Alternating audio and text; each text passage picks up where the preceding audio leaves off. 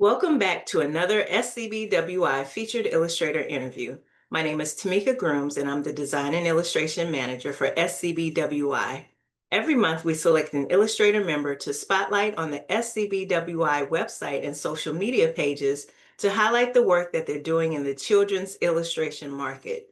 This month's featured illustrator is Merrill Rainey. Merrill, thank you so much for joining me today. How are you? I am doing great, especially after a Good. busy weekend. So, Yeah, yeah, yeah, yeah. Yeah, we definitely are coming out of a busy weekend for yeah. sure. But I'm happy to have you here with me today. I want to share with everyone first that I've been knowing Meryl through SCBWI for quite some time now. We both were volunteers with the organization. Yes. Ooh, when did you start volunteering? I think I started volunteering in 2017, I think Okay, is accurate. Yeah. okay. I started around 2014, Okay. but I think we probably met at some conference somewhere I think along it the was one of the way. New York conferences, yeah, that we Yeah. connected at. Yeah, but volunteering is a great way to kind of get involved Yeah, and learn about the organization as you're learning and growing too. And I say all that to say is that I've watched your work grow, and I know you've watched mine grow as oh, for well. sure. For sure. Yeah, and Yeah. it's so nice to see you at this stage in your career, and I know it's going to continue on. But and you've done so much, and you've got so many honors and done so many books. So I just want to give you kudos on the growth and everything you've been doing. Well, I appreciate that. And I think that's one of the cool thing about if I get SCBWI is, the people that you meet and then actually meeting them at some point in time in their career and then watching it kind of take off and just kind of being able to help cheerlead on or just be excited about when they have new projects coming out or whatever it might be. But that's the one great thing I think about this organization and the people you meet in it. Yeah. So what started you on your journey into illustration? Um, yeah, I think if I go back to it, obviously I was a kid that was always drawing generic, the generic answer of I've always been drawing since a kid, but I didn't really know when I was going through high school, I was really into theater and music actually, and but I also did a lot of art as well, and so I didn't really know exactly what I wanted to do when I went to college and I attended Kent State here in Ohio, and what got me kind of hooked into illustration was I was going to go get a fine arts degree in something, and I went and talked with a counselor when I went to go register for classes, and they just asked the question of, do you want to be a fine artist or do you want to be an illustrator? And I had no idea what the difference was really at the time, and so they had the Visual Communications Design School at the time had their senior BFA show going on at the time, and so the counselor was like, why don't you go walk down before we finish this conversation? Why don't you go walk down and check out the BFA show that's going on, check out some of the work there, and then come back and and then we'll have a conversation about which direction you want to go. And so walk down there, was checking out a lot of cool work. And the things that caught my eye were a couple of the BFA students had redone some like chapter books for like their senior project, and the one that I remember was someone had redone the Super Fudge illustrations, and I'm like, okay, and I was looking at it and I'm like, this is what I want to do, right? And so then went back and talked to the counselor and signed me up. Kent's program, their illustration program kind of runs hand in hand with the design program for quite a while until you kind of split off in your upperclassmen courses. But that kind of started the want and interest to go this route. So we have a lot of varied experiences in the people who watch these Mhm. videos and and SCBWI. For those who don't know the difference between a fine artist and an illustrator, can you give them just a kind of So I think that the easiest answer is storytelling through art. And I think that's the biggest thing. Because I like when I walk through like a museum, obviously I'm always attracted to the pieces, whether they were intentional or not, that tell some kind of story that kind of like hook you into the artwork and then get you engaged and interacting with what's going on and the expressions in the characters' faces or the animals or whatever it might be. But it really, to me, I think the what defines the difference is that storytelling aspect that comes across in the artwork. Mhm. Yeah, I wanted to kind of hone in on that because we see lots of very talented people, Yes, but sometimes there's that disconnect in being able to tell a story, how to, keep characters consistent throughout the images, how to move a story, like all the basic yep, things of storytelling that even you would do in a writing as well. right. But there's a difference between talent and then there's the storytelling as well. So Yes, yes, agreed, agreed, agreed. so I want to talk about your piece that we're going to feature today. Okay, You okay, recently won the portfolio showcase for the summer virtual conference. yes, And I wanted to showcase that artwork. I'll put it up on the screen. okay, Tell us a little bit about what inspired that piece of art. And I am going to circle back and ask you about your process, but I want to talk okay, about that piece first. okay. Was it the piece that was on the slide? Yes. Okay, all right. So what inspired that piece? That was actually an assignment for U.S. Kids Magazine, for Humpty Dumpty Magazine specifically. Uh, Brian, my friend and art director with magazine, we've worked over a decade together on projects, and he's gotten to the point to where he feels pretty comfortable when I say, "Hey, can I try something?" He's usually pretty okay and like, "Yeah, whatever it is, I trust you." And that particular assignment, we had started a section in that magazine called Humpty Dumpty's World years ago, and it was loosely kind of based on like Where's Waldo. So it was always a factual location of where where it would take place, and then somewhere within the artwork, Humpty Dumpty would kind of be hidden. And then it kind of morphed and the activity kind of morphed and changed over the time. But that particular piece was for one of the homes that Edgar Allan Poe had actually lived in. I'm always a big fan, which I think a lot of us illustrators are, in terms of the Halloween spooky season. So to have an opportunity, one, for it's just cool to see all the different places that Edgar Allan Poe wrote. It wasn't just like one location that he was at. In two, just kind of be able to have an opportunity to add that kind of eerie kind of spatial feel to it. So really kind of with that particular piece, really kind of try to dig into some of the things that you knew Edgar Allan Poe for. So like at the little doorway at the main house, that's the focal point. There's a little raven sitting on to add to the storytelling. There's a little raven sitting on the railing. To just the spooky and eeriness of where that house specifically sat, and then just kind of building off of I love texture in all sorts of fashion, and paper as well. That particular piece is a cut paper piece. For the most part, there might be a little bit of digital kind of tucked in there, more from like a color editing standpoint, because you can never, from at least in my instant experiences, when you photograph a piece of traditional artwork, the colors never come across the way that you want them to. So there's a little bit of editing that has to go in there. Uh, so really the inspiration is just really kind of being pulling from that Edgar Allan Poe kind of feel to things, and then just being able to really kind of hone in. When you look at towns and villages that have been around forever, there's always so much great textures between whether it's the stucco, plaster that's on the outside of the house, or the bricklaying, or the streets that might be bricklayed still. Yeah, or in trees, obviously trees, there's so many different kinds of textures within trees. And then lighting. One of the big things I like to play around with my artwork is uh trying to make sure that the lighting helps kind of tell the story as well. So if it's a nighttime scene, how does that, if the moon's out, how does the moon really kind of reflect off of everything, every little leaf or tree stump or whatever it might be, just to kind of help tell the story. The So judges were really impressed with this artwork.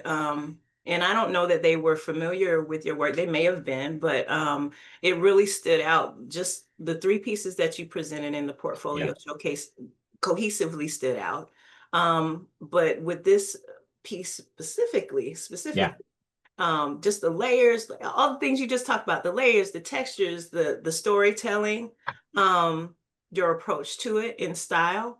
They were really impressed with it, and it was nice to hear the conversation that they had, not just with yours, but with the Yeah, others as well, to see sure. what they were really drawn to.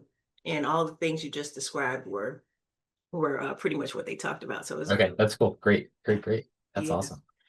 So let's talk about your process. Yeah, So sure. it seems like you're doing paper making. Do you always do paper making, or is it a mix? What That's do a you good think? question. A lot of times I approach the project based on what style of artwork I think it needs. So that particular piece gave me, obviously I like to play around with a lot of different things.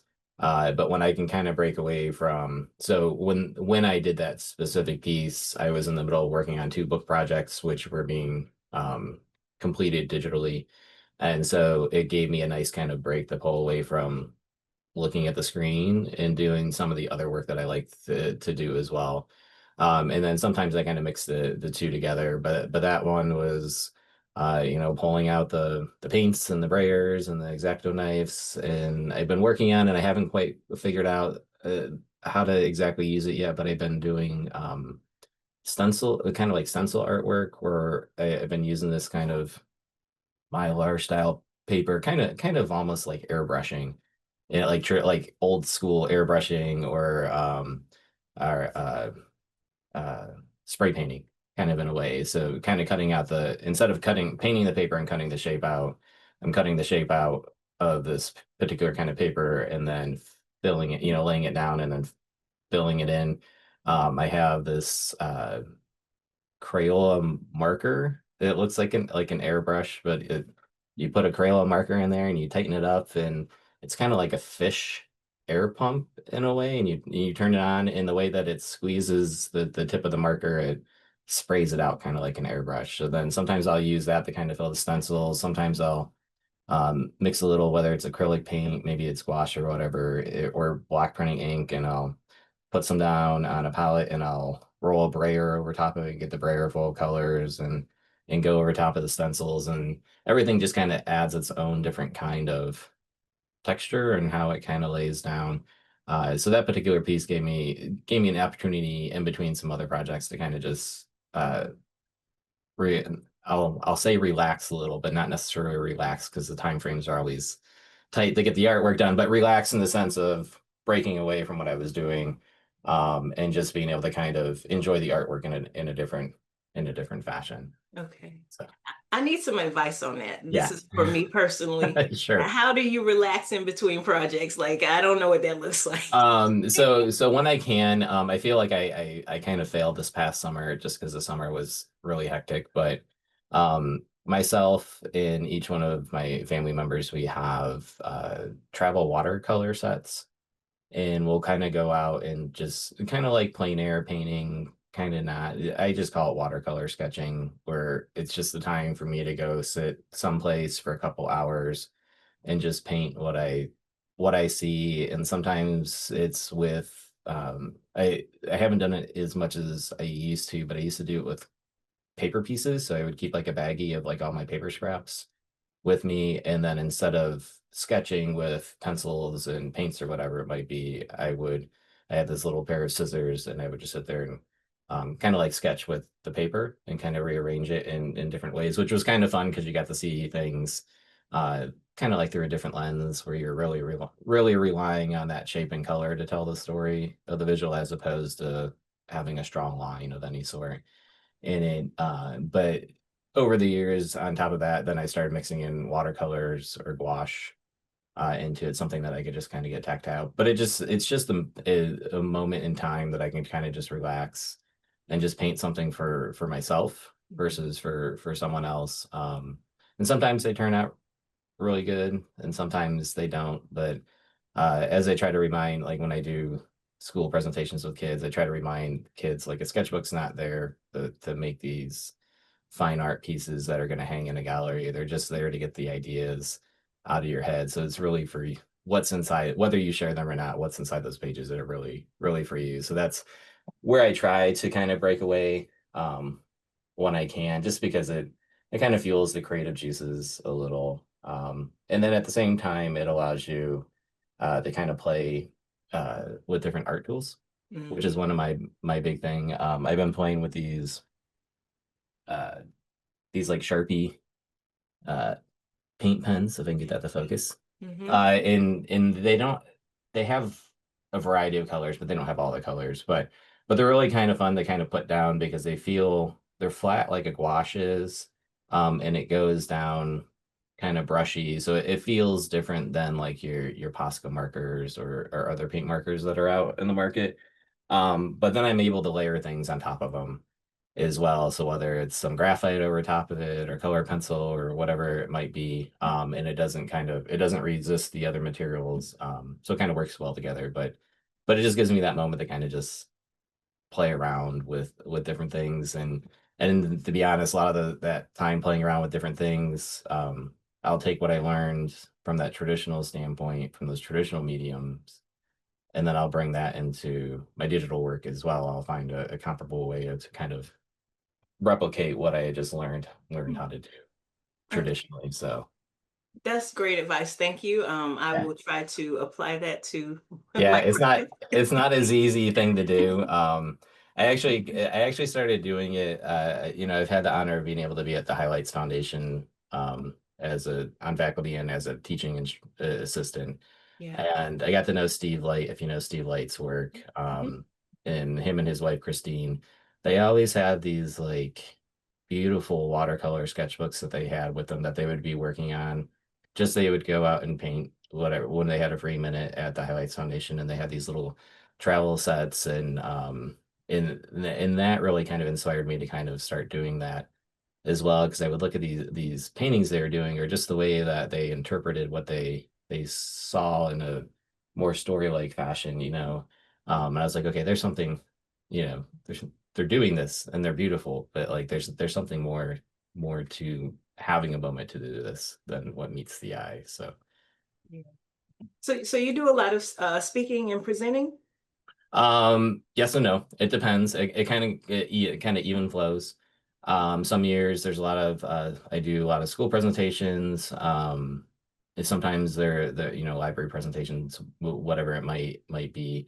A lot of my presentations when I work with kids, I do a lot of like paper toy workshops. So we'll build. So for those that might know my work, I have a couple of activity books out there, and they're centered around building paper toys. But I approach it in a different way in the sense of I try to teach kids that kind of like the old mentality, like if you can build a box, what can you turn the box into?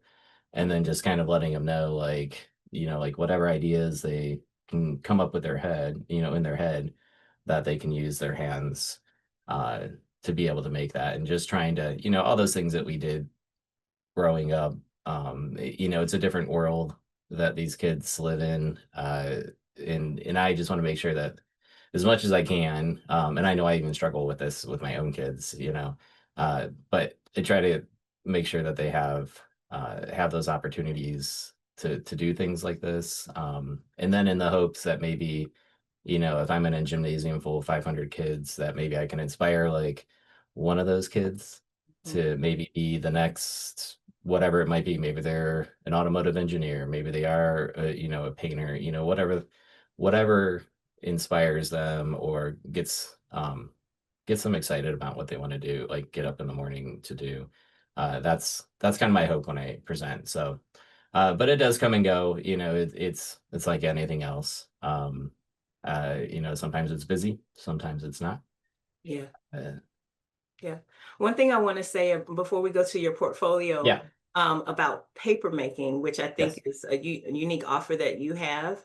Um, because all of us are so very digital in this world now, like adults too, I Yep. think that ability to be able to use your hands and to think in a three-dimensional way is important for us to kind of hold on to, whether it's sculpting or paper making or Yes. something just more three-dimensional. Yep.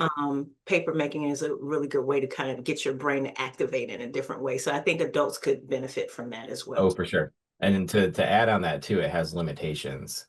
And so I think when you understand the limitations of how far you can push a medium, whether you work digital or traditional. If you work digital, but you have worked traditional, you understand how far you can push a medium versus being able to just use every tool in the box. And so a good example there is, working digitally, you've got millions of colors that you can pull from, but traditionally you're fairly limited to how far you can push a color palette. So really understanding color and understanding a use of a color palette within your work, and not using a million colors because you have Yeah. you know what I mean? But if you could limit yourself because you understand that, sometimes the work just comes out feeling more well done or more sophisticated, or your thought you really thought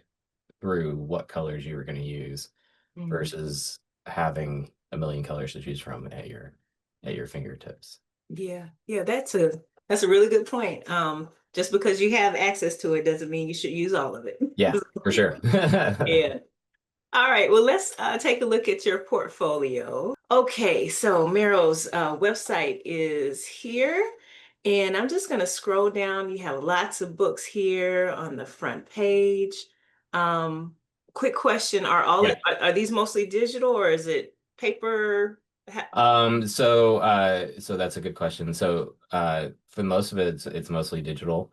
Mhm. But a lot of it, like the way that I treated the artwork for Giants Are Very Brave People, the way that I built the digital pieces was how I would have built them as painting pieces of paper. So there's a series of brushes that I've gotten used to using and understand how they work, and I've chosen them specifically because they replicate some of those tools that I worked with traditionally. So there's a connection there between the two. Um, so I would create the same thing. So like the hills, the Bigelow, the main characters running across there, they would be uh, shapes that I would fill with a specific brush and its texture, that would replicate kind of paper. And then the shape was there, and then I would start kind of painting over top of it, as I would if I was painting papers as well. I will note that this one did have all the pencil lines. So if you see the line around the clouds, that is Yeah. actual pencil. So there is some traditional medium kind of being brought into scanned in and brought in as well.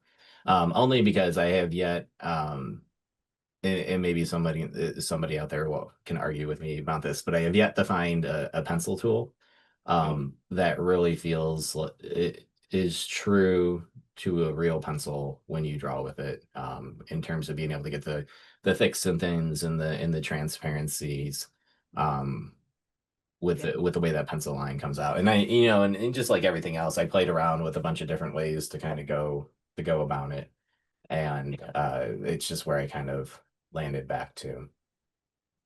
Yeah, I agree with you on that pencil line because I love pencil drawing and the textural feel, Yep. which you can't quite get digitally, but it gets close. But I agree with you, the what's available out there isn't exactly Yes. not exactly real. Yes. Yes. So you have lots of books here. I want everybody to go on here and check it out. And then we have illustrations. Um, I really love this first one. Thank you. Yeah. I want to talk about the illustration that we're going to have on the Yes. website for Yep. the conference. So this is your illustration, which I love, Thank you. and you did such a wonderful job with this. Is there a story behind this? I mean, in the sense of, growing up in Northern Ohio, and I'm still in Northern Ohio all my life, I've always loved winter in general. And definitely don't get as much snow as I remember as a kid, but I can remember just being out, when it snowed, and we would just be out playing in it from morning till evening, with coming home and having that lunch break. So anytime I have an opportunity to play with winter, uh, I really like to showcase it because there are some, if you've never experienced a true winter Mhm. or snow in general, there are some nuances that you just don't see on a daily basis. But just when you look at a sunset gleaming across a field of snow, white snow, and just all the colors that are being picked up in that field. So whether it's the yellow hue being cast across the white, or the blues and purples in the shadows, or whatever reflect, if you are in a forest or a field, the colors that are reflecting off of the vegetation, or the buildings or houses that might be around it. It's just a different experience, Right. especially from anyone who loves color. So I wanted to make sure that that was interpreted in here. And then on the flip side, I'm also a big fan of black and white work. And when I can merge the two together as much as possible, there's something I don't know if it's sophistication, but there's something magical to me that kind of happens there. But from a storyline, I just wanted to kind of bring that whimsical feel into the artwork. Obviously, not many of us are going to sit out in the woods with a bear and a fox and and work together. But it brings you into the artwork. So the cardinals, which cardinals are one of my favorite birds for a lot of different reasons, but having that nice kind of contrast of their deep reds and oranges onto the white, and just kind of having them interacting within the story, and then just having things that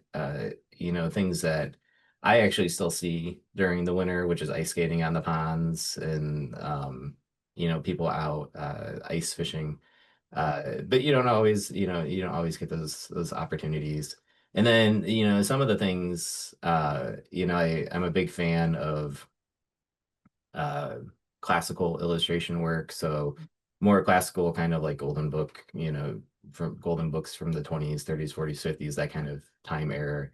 And just the way that those illustrators could tell a story, within one page, and the way that they would create their artwork, whether it was scratching away paint on illustration board.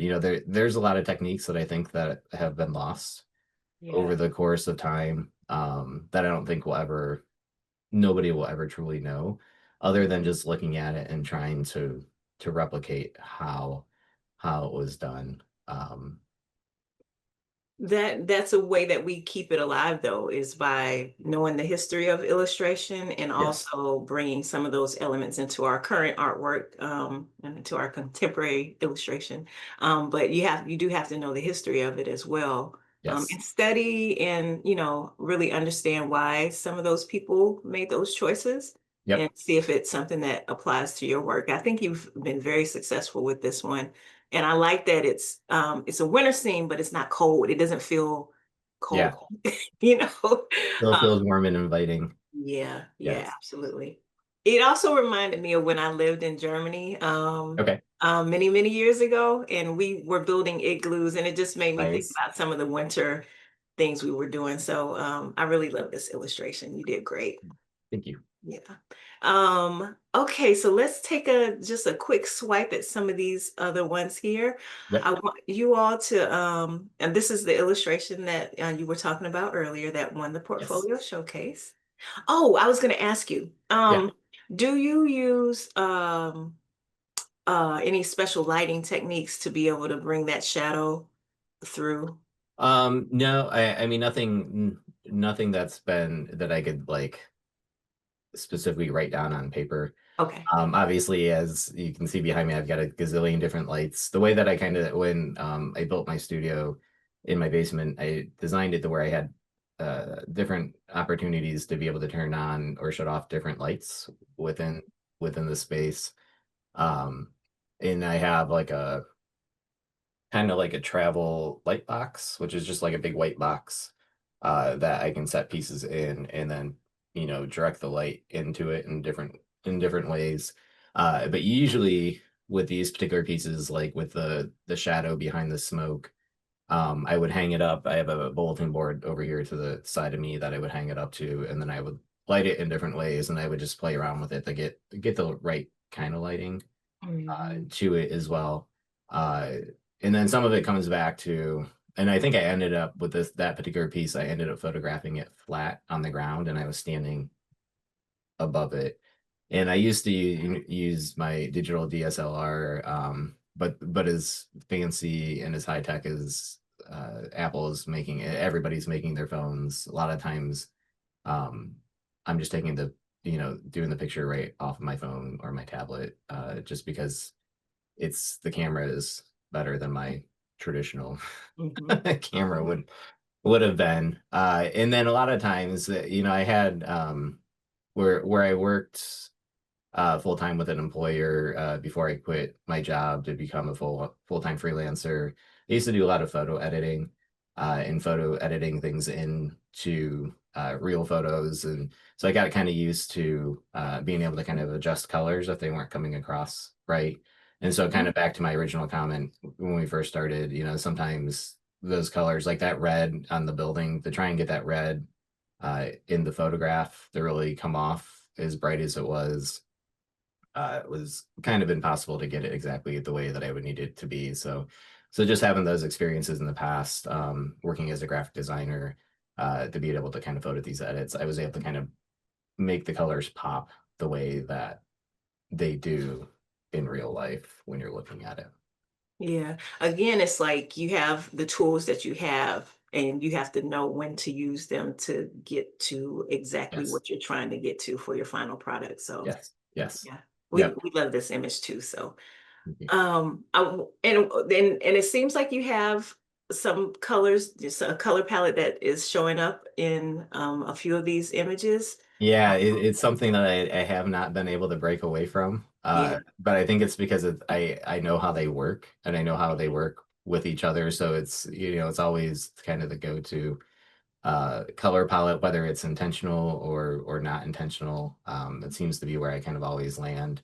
Yeah. The book that I just had released on the air with Dr. Doodlebug was probably the first uh which it still sits a little bit in the same color palette, but it breaks away from that traditional color palette that I would um be in, especially from like just the cover being primarily greens and purples. It's really that one really kind of pushed me in a different direction. And I did that intentionally to your point, Tamika. It was trying to not live in that same world, like try to give myself an opportunity to see if I can live in a different world Hmm. for a minute. So that particular book gave me that opportunity to do Love that. that. So I want everybody to go over to Merrill's website because there's things here about school visits, lots of fun things, paper craft, some past experiences with Jack and Jill magazine comic. Yep. Yep. Yep. So there's lots here, and you can come over to Merrill's website to learn more about his work. Um, I have a couple more questions, so I'm going to Yeah. stop Go sharing for my it. screen. Sure. Um, let's see here. So. First, I'm going to ask you what made you join SCBWI, and then I have a follow-up question that we're going to Okay. tie this up with. Okay. So I've been a member since 2007, so almost 20 years. So when I graduated from Kent State in trying to figure out how to get into the picture book market, the options that are available today, there weren't as many options. So SCBWI was the main place to go to. And being here in Northern Ohio, we used to have an organization, and I think they're still around, but they had the Northern Ohio Illustration Society. And so I think I caught wind of the conference from being a member of that organization at that time, that it was going on. And I've really, I think there's a couple of years there that I didn't attend, but we've always had a regional conference as far as I can remember. And I just started attending the conference, and just you learned the value that you had, by being able to come and meet people in the industry, whether have a portfolio review, whatever it might be. And I can honestly say that a good number of people that I've met, from an industry standpoint, along the way, I'm still in contact with, over all these years, whether we've worked with each other or not. But I could, if I'm walking through their publishing house, it'd be just like, hey, like, how's it going? Like, you know what I mean? Because you get to know people from a different standpoint. And with social media, you kind of grow. You know, the amount of people that I've met that have had their own kids or started growing their own families since the first time we, you know, you see things from a different standpoint.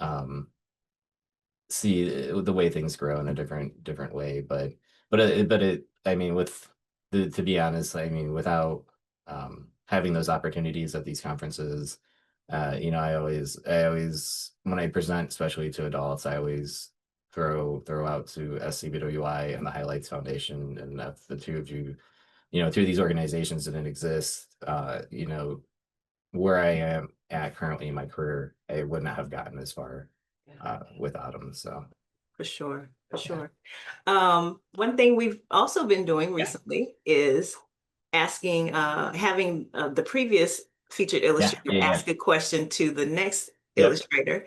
So the question that Izzy Rowe had for you, even though she didn't know it was going to be you. So this is Yeah. just a random question. Izzy asked, what is your dream book project?